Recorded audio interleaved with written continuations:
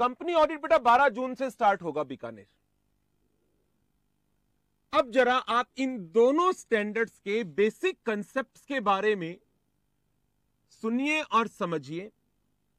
कई बार क्या होता है, आप एग्जाम में स्टैंडर्ड्स को गलत कॉट कर देते हो। नाउ मैं आपको कुछ सिंपल से एग्जांपल्स दे रहा हूं इन दोनों टॉपिक को समझने के लिए। इनिशियल ऑडिट एंगेजमेंट ये कहता है प्रायर पीरियड की financial statements audited bye predecessor auditor और नॉट ऑडिटेड एट ऑल, उनकी ऑडिट ही नहीं हुई। यह क्या कहता है? Financial statements of current period includes amounts and disclosures for one or more prior period। Ahmednagar बेटा आवा के लिए कोई भी बात है आप प्लीज सेंटर से बात करें, ठीक है? कि वो कल का आपका सेमिनार है जीएसटी का, वो दे पाएगा या नहीं दे पाएगा। आपकी दूसरे बैच से क्लास क्लैश हो रही है, क्या क्लास आवा पे मिल पाएंगी नहीं मिल पाएंगी? So it is my request, आवा से रिलेटेड कोई भी मैटर है, मेरे को पॉलिसी का पता है एवरी 6th लेक्चर, इसके अलावा कोई भी ज्यादा कम है प्लीज सेंटर को कहिए, they will coordinate with the technical team. Now अब प्लीज सिर्फ कंसेप्ट पर फोकस करिएगा।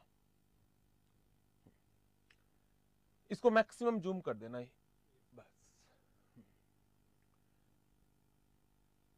अब यहां पर मैं आपको एक एग्जांपल दे रहा हूं। एक कंपनी की फाइनेंशियल स्टेटमेंट है 2018-19,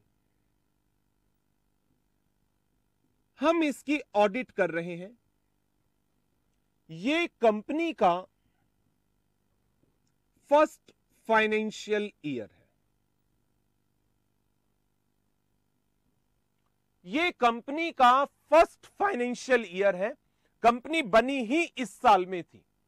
बताएं 510 अप्लाई होगा या 710 अप्लाई होगा? 510 कहता है यदि पिछले साल की फाइनेंशियल स्टेटमेंट किसी और ने ऑडिट कर रखी है या ऑडिट ही नहीं हुई है तो करंट पीरियड के लिए ओपनिंग बैलेंसेस आप कैसे एग्जामिन करेंगे? यहां पर कोई ओपनिंग बैलेंस ही नहीं है। दैट मीन्स यदि मैं ऐसे 510 की बात करूं, 510 अप्लाई नहीं होगा। आगे बढ़ते हैं। कंपैरेटिव इंफॉर्मेशन, ये स्टैंडर्ड तब अप्लाई होता है जब आपकी करंट पीरियड की फाइनेंशियल स्टेटमेंट्स में पिछले सालों के प्रायर पीरियड के अमाउंट या डिस्क्लोजर्स की जानकारी दे रखी हो। क्या इस केस में प्रायर पीरियड का डाटा होगा? क्या इस केस में प्रायर पीरियड का डाटा होगा? नहीं होगा। नहीं होगा तो क्या 710 अप्लाई होगा? नहीं। तो यदि मैं ऑडिट कर रहा हूं एक ऑर्गेनाइजेशन की for the first financial year, ना तो 510 अप्लाई हुआ ना ऐसे 710 अप्लाई हुआ। आगे बढ़ते हैं। हम 18-19 की ऑडिट कर रहे हैं।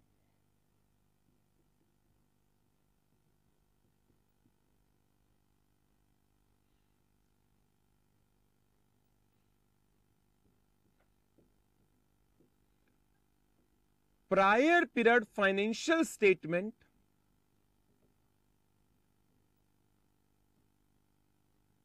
audited by same auditor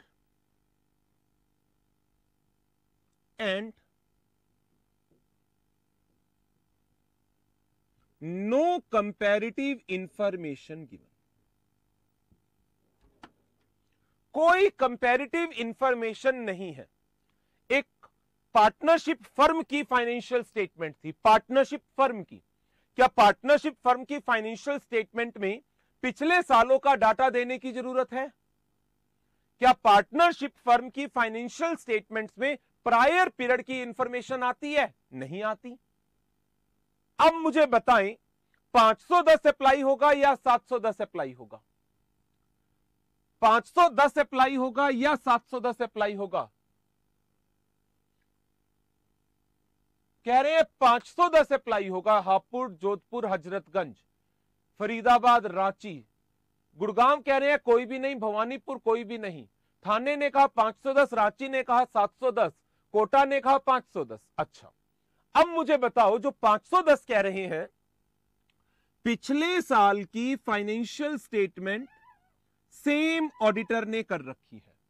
तो आप मुझे बताएं, क्या ये इनिशियल ऑडिट का केस है या ये रेकरिंग ऑडिट का केस है? ये रेकरिंग ऑडिट का केस है या इनिशियल ऑडिट का केस है? Audited bye same auditor, recurring. जब रेकरिंग ऑडिट का केस है तो क्या 510 अप्लाई होगा? जब रेकरिंग ऑडिट का केस है तो क्या 510 अप्लाई होगा? जवाब है नहीं होगा, क्योंकि लास्ट ईयर क्लोजिंग मैंने चेक कर रखे हैं, तो मुझे ओपनिंग में कोई दिक्कत ही नहीं आनी। लास्ट ईयर के क्लोजिंग मैंने चेक कर रखे हैं, तो मुझे ओपनिंग में कोई दिक्कत नहीं आनी। चुरू बेटा कल की क्लास आवा पर नहीं आई, तो बेटा एक काम किया करो ना, कोई दिक्कत होती है तो इस नंबर पर टिकट रेज कर दो, 48006677, ठीक है? और जो टिकट नंबर होता है वो एलएमएस पर लिखकर सैस पर भेजदा करो, मैं साथ के साथ बता दूंगा उनको, वो चेक कर लेंगे, ठीक है? चेंजेस भी तो हो सकता है। अरे थाने, क्या लास्ट ईयर का क्लोजिंग और करंट ईयर के ओपनिंग में कोई चेंज होगा? बताओ जरा, लास्ट ईयर का क्लोजिंग और करंट ईयर का ओपनिंग में कोई चेंज होगा क्या? और यदि होगा तो वो मिस स्टेटमेंट की डेफिनेशन में जाएगा, और क्या मेरी ही जिम्मेदारी बनती है या नहीं बनती है? क्योंकि लास्ट ईयर की ऑडिट भी मैंने कर रखी थी, उसके ऊपर कौन सा स्टैंडर्ड अप्लाई कराऊंगा? लास्ट ईयर का क्लोजिंग गलत है, करंट ईयर का ओपनिंग सही है, बताएं बताएं। लास्ट ईयर का क्लोजिंग गलत है, करंट ईयर का ओपनिंग सही है, और मुझे करंट ईयर में पता चला लास्ट ईयर में गलती थी। स्टैंडर्ड जी गुरुग्राम बिल्कुल ठीक, कोहाट बिल्कुल ठीक, 560 सब्सिक्वेंट इवेंट मेरी जिम्मेदारी बनती है, ये 560 के अंदर। तो 510 अप्लाई नहीं होगा, क्योंकि लास्ट ईयर मैंने ऑडिट कर रखा है। अच्छा, जब कंपैरेटिव इंफॉर्मेशन ही नहीं दे रखी तो क्या 710 अप्लाई कराओगे? जब कंपैरेटिव इंफॉर्मेशन ही नहीं दे रखी तो क्या 710 अप्लाई होगा? यह भी नहीं होगा। दोनों में से कोई भी अप्लाई नहीं होगा। अच्छा, 2018-19 की ऑडिट है, prior period financial statement audited by same auditor,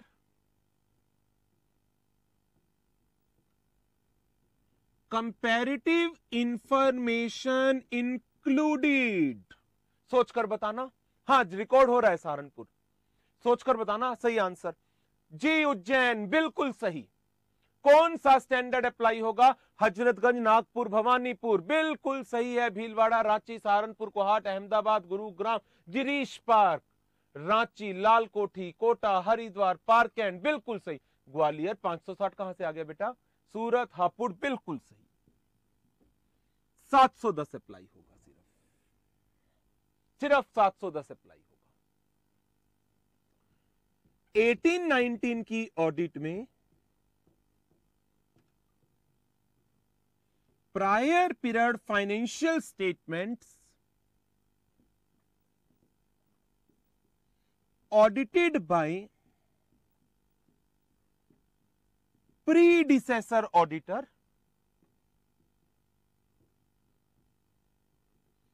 comparative information not included. Churu का टिकट नंबर है कुछ, चेक करा देना जी। 510 एप्लीकेबल होगा जी, बिल्कुल सही।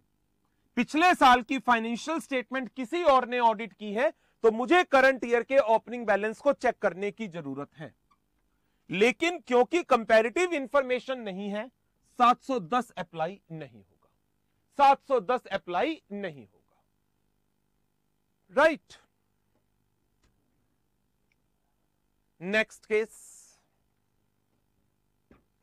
2018-19 prior period financial statements not audited, audit ही नहीं हुई,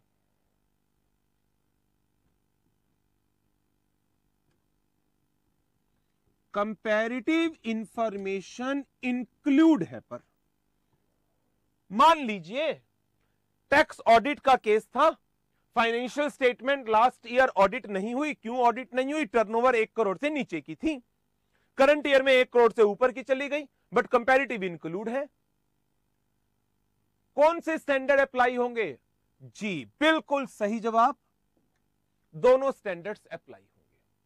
510 भी अप्लाई होगा और 710 भी अप्लाई होगा। 510 किस लिए अप्लाई कराओगे बताओ जी? सहारनपुर, लालकोठी, रांची, फरीदाबाद, 510 किस लिए अप्लाई कराओगे? Only for examination of which item? Only for examination of which item? Hazratganj, Haridwar, Siliguri, कौन सी आइटम की एग्जामिनेशन के लिए? रांची जी, थाने, उज्जैन, सिलीगुड़ी, पारकेंड, मुरादाबाद, कोहाट, सिर्फ ओपनिंग बैलेंस के लिए। मींस जो बैलेंस शीट के एंड पर लास्ट ईयर की बैलेंस शीट में जो फिगर्स दी हुई थी वो करंट ईयर का ओपनिंग है, उसके लिए मैं 510 चेक करूंगा। बैलेंस शीट में कौन सी आइटम आती है? असेट, लायबिलिटी, इनकम, एक्सपेंडिचर सारे आते हैं क्या, या सिर्फ asset liability? Closing balance opening बनेगा तो उसमें सिर्फ क्या होगा? Only asset and liabilities, assets and liabilities, उनके लिए 510। लेकिन जब कंपैरेटिव बनती है, क्या एक एक आइटम का कंपैरेटिव पिछले साल का होता है या नहीं होता? करंट ईयर सेल इतनी, लास्ट ईयर सेल इतनी, करंट ईयर की सीओजीएस इतनी, लास्ट ईयर की इतनी, करंट ईयर का सैलरी एक्सपेंडिचर, लास्ट ईयर का सैलरी एक्सपेंडिचर। दैट मींस 710 की एप्लीकेबिलिटी लास्ट ईयर की सारी फाइनेंशियल आइटम पर आ गई या नहीं आ गई? 710 की एप्लीकेबिलिटी लास्ट ईयर की सारी फाइनेंशियल आइटम पर है, जबकि 510 की एप्लीकेबिलिटी सिर्फ और सिर्फ किस पर है? 510 की एप्लीकेबिलिटी सिर्फ और सिर्फ किस पर है? लास्ट ईयर के क्लोजिंग का करंट ईयर में ओपनिंग बन करके आना, सिर्फ कैरी फॉरवर्ड, सिर्फ कैरी फॉरवर्ड असेट लायबिलिटी का, और किसी पर नहीं, और किसी चीज के ऊपर ऐसे 510 अप्लाई नहीं होता। क्लियर? एप्लीकेबिलिटी की बात क्लियर है। ये ऐसे 200 में यदि आपको ध्यान हो, जो ऐसे 200 है उसका क्या नाम है? Overall objectives of the independent auditor and conduct of an audit in accordance with standard on auditing. तो जो उसकी सेकंड वर्डिंग है, ये conduct of an audit in accordance with standard on auditing, उसका एक फीचर है comply with the relevant standards. That means there might be some standards जो applicable नहीं हो रहे, रीजन उनकी कंडीशंस एग्जिस्ट नहीं करती। तो ये मैंने आपको कुछ कंडीशंस लिखवाई और फिर बताया कि स्टैंडर्ड क्यों अप्लाई नहीं हो रहा, बिकॉज ऐसे 510 की कंडीशन है, इनिशियल ऑडिट एंगेजमेंट के केस में अप्लाई होगा, और इनिशियल ऑडिट एंगेजमेंट की कंडीशन इन तीनों केस में नहीं थी, इसलिए 510 अपनी एप्लीकेबिलिटी नहीं ले रहा। याद आई है वो लाइन? ऐसे 200 के अंदर ऐसी एक लाइन लिखी हुई होती है, conduct of an audit in accordance with standards on auditing. देखो, ऐसे 200 की ये लाइन है, conduct of an audit in accordance with SA, compliance with standards which are relevant to audit, auditor shall comply with all standards which are relevant A standard is relevant when standard is in effect and circumstances by the standard exist. Circumstances by the standard exist. तो now क्या 510 के circumstance इन 3 cases में exist कर रहे थे? नहीं कर रहे थे। 710 के सर्कमस्टांस इस केस में, इस सिचुएशन में एग्जिस्ट कर रहे थे? नहीं कर रहे थे। तो जो ये स्टैंडर्ड्स हैं, किस तरीके से अपनी एप्लीकेबिलिटी को लेते हैं, वो उनकी कंडीशंस पर डिपेंड कर जाती है चीजें। क्लियर है ये कंसेप्ट कि 510 कब अप्लाई होगा, 710 कब अप्लाई होगा? क्योंकि एग्जाम में जब क्वेश्चन आ जाता है तो बाय मिस्टेक आप 510 की जगह 710 को अप्लाई करा देते हो, 710 की जगह 510 की एप्लीकेशन आ जाती है। और जब आप इंस्टीट्यूट के एग्जाम के क्वेश्चंस के एग्जामिनर कमेंट को भी देखेंगे तो उसमें भी काफी जगह पर एग्जामिनर कमेंट आपको यही मिलेगा, स्टूडेंट हैज रॉन्गली अप्लाइड। 710 का केस था 510, 510 का केस था तो 710। सो ये ऐसे 510 और 710 की एप्लीकेबिलिटी है।